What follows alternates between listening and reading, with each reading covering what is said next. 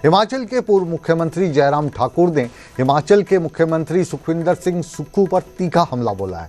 उन्होंने कहा कि जहां जहां सुखविंदर सिंह सुक्खू, चाहे बंगाल हो चाहे आसाम हो, विधानसभा क्षेत्रों में प्रचार करने के लिए गए थे, वहां पर कांग्रेस को हार का मुंह देखना पड़ा है। अब अपने बयान से वो तंज भी कस रहे हैं और अपनी जीत का जो जश्न है वो भी मना रहे हैं, यानी एक तीर से दो निशाने कर रहे हैं। और साथ ही साथ उन्होंने एक और बात कही जो शायद कांग्रेस को काफ़ी चुभ सकती है कि बंगाल का जो नतीजे आए हैं उसमें एक सीट तो ऐसी थी जिसमें कांग्रेस के उम्मीदवार को महज 650 वोट मिले हैं। क्या कह रहे हैं जयराम ठाकुर, आइए सीधे सुनते हैं। वो उन राज्यों में भाजपा जीती है और वेस्ट बंगाल में जहाँ गए थे, जिस सीट पर गए थे, तो वहाँ 650 वोट कांग्रेस के प्रत्याशी को मिले हैं। जमानत जब्त हुई है। मैं इसमें ज़्यादा कोई टिप्पणी नहीं करना चाहता हूँ क्योंकि उसमें पार्टी का फैसला था, टिकट जिन्होंने दिया था।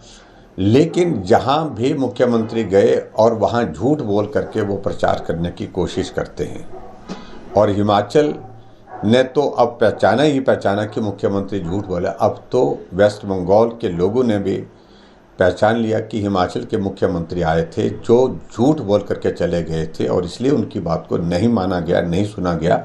असम में भी गारंटियाँ पूरी हो गई, वेस्ट बंगाल में गए वहाँ पर कहा गारंटियाँ पूरी कर दी, कौन सी गारंटी पूरी हो गई। और इसका संदेश मुझे लगता कि साफ और स्पष्ट वहाँ से आया है। और हिमाचल प्रदेश में आने वाले समय में जब चुनाव होगा तो कांग्रेस को लोग उखाड़ फेंकेंगे। जी, जयराम ठाकुर साहब की जो खुशी है वो भी झलक रही है इस पश्चिम बंगाल की राजनीति में जो उलटफेर हुआ है, आसाम में जो जीत हुई है, और साथ ही साथ जहां सुखविंदर सिंह सुक्खू गए उन सीटों पर हार हुई है कांग्रेस की, तो इससे भी जयराम जी बहुत खुश हैं। और अब कुछ समय के बाद पंजाब में चुनाव है, उसके बाद हिमाचल में चुनाव है, और हिमाचल में भी कहा जाता है कि 5 साल के बाद सत्ता बदलती है, तो वो सत्ता भी ठाकुर जयराम को आती हुई दिख रही है। लेकिन जो हिमाचल प्रदेश की राजधानी है शिमला, यहाँ पर अब जो सरकारी स्वास्थ्य योजनाएं हैं उनकी हकीकत सवालों के घेरे में आ रही है। हम बात शिमला के कैंसर अस्पताल की कर रहे हैं। कैंसर अस्पताल में जहां मरीज एक तरफ कैंसर जैसी भयंकर बीमारी से जूझ रहे हैं, वहां पर इनको दवाई भी नहीं मिल रही है। यानी कैंसर के साथ साथ अब जो आम गरीब मरीज़ है वो दवाइयों के लिए तरस रहा है।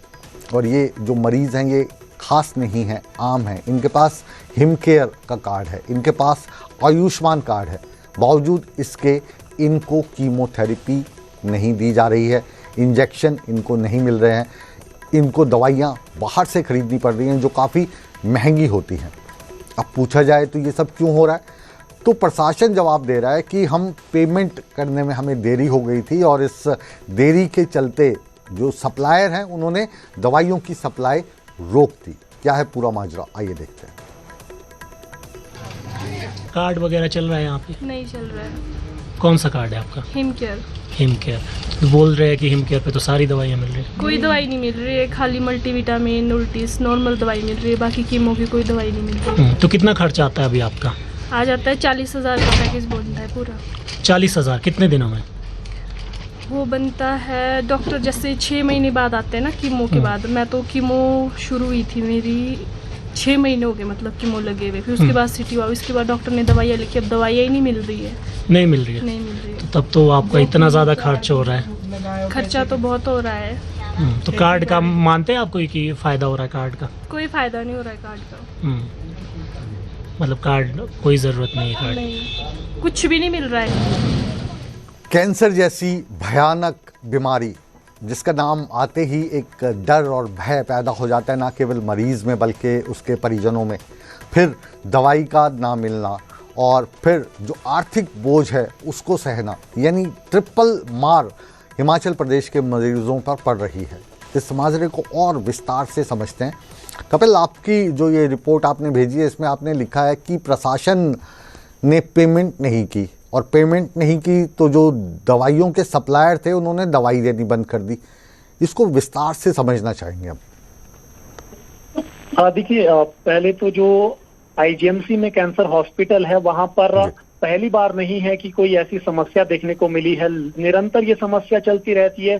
कभी कोई दवाई जो है स्टॉक से बाहर हो जाती है। तो अभी जो रिसेंटली अगर बात करें तो कैंसर के जो मरीज है उनको चाहे कीमोथेरेपी या फिर उनका कोबाल्ट होता है, कोई भी जो इलाज होता है कैंसर के मरीजों का, उनको जो दवाई मिलती है वो नहीं मिल रही है। जो सस्ती दवाइयां हैं यानी कि 5,000 से कम में आती है वो तो मिल रही है, लेकिन जो महंगी दवाई है या कीमो होना है तो ऐसे में उनको जो 50,000 खर्च होता है या 1 लाख होता है उस पर कोई भी दवाई नहीं मिल रही है। प्रशासन से बात करने के लिए मरीज जाते हैं या फिर जन औषधि केंद्र में जाते हैं तो वहां पर कहा जाता है कि ये हमारे पास स्टॉक में नहीं है, हमने ऑर्डर दिया है, जब ये सप्लाई में आएगी तो फिर हम आपको मुहैया करवाएंगे। लेकिन अब पेशेंट तब तक नहीं रुक सकते क्योंकि जबकि उन्हें डेट दी गई होगी कीमोथेरेपी की तो तब उन्हें लेनी पड़ेगी, नहीं तो जन औषधि केंद्र से ये कहा जाता है। सवाल मैं कपिल फिर से दोहरा रहा हूं, आपने लिखा है कि प्रशासन ने ये माना है कि हम पेमेंट नहीं कर पाए, पेमेंट डिले हुई सरकार की तरफ से या जो वहाँ का मेडिकल विभाग है, उस मसले को मैं समझना चाहता हूँ कि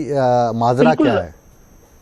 ये जो आईजीएमसी प्रशासन का इसमें कहना है, साफ तौर पर ये कहना है कि सरकार के ध्यान में ये पूरा मामला है और जो खासकर जो सबसे ज्यादा दिक्कत आ रही है वो आयुष्मान कार्ड में आ रही है, क्योंकि पिछले 8 महीने से कोई भी पेमेंट जो है सप्लायर को नहीं गई है, जिसकी वजह से उन्होंने सप्लाई रोक दी है और 40 करोड़ के करीब आईजीएमसी की पेमेंट है जो अभी तक दी नहीं गई है और 70 करोड़ जो पेमेंट है वो हिमकेयर का है। 110 करोड़ के आसपास की जो पेंडेंसी है जिसके चलते दवाई जो सप्लायर है वो आगे से नहीं दे रहा है। जो सस्ती दवाइयां है वो स्टॉक में आ रही है, लेकिन मुख्य जो दवाइयां हैं वो स्टॉक से बाहर हो गई है और ऐसे में आम लोगों को इसका खामियाजा भुगतना पड़ रहा है। दो कार्ड्स की बात आप कर रहे हैं, 2 कार्ड्स की आप बात कर रहे हैं, आप हिमकेयर की बात कर रहे हैं, आप आयुष्मान कार्ड की बात कर रहे हैं। एक राज्य सरकार का है और एक केंद्र सरकार का, तो दोनों में ही ये समस्या आ रही है, दोनों की तरफ से ही पेमेंट में डिले है जिसका खमियाजा कैंसर पीड़ित मरीज भुगत रहे हैं। समस्या इसलिए आ रही है क्योंकि जो आयुष्मान कार्ड का भी जो पेमेंट है वो कुछ हिस्सा जो है राज्य सरकार द्वारा देना होता है, तो राज्य सरकार द्वारा पेमेंट नहीं की जा रही है,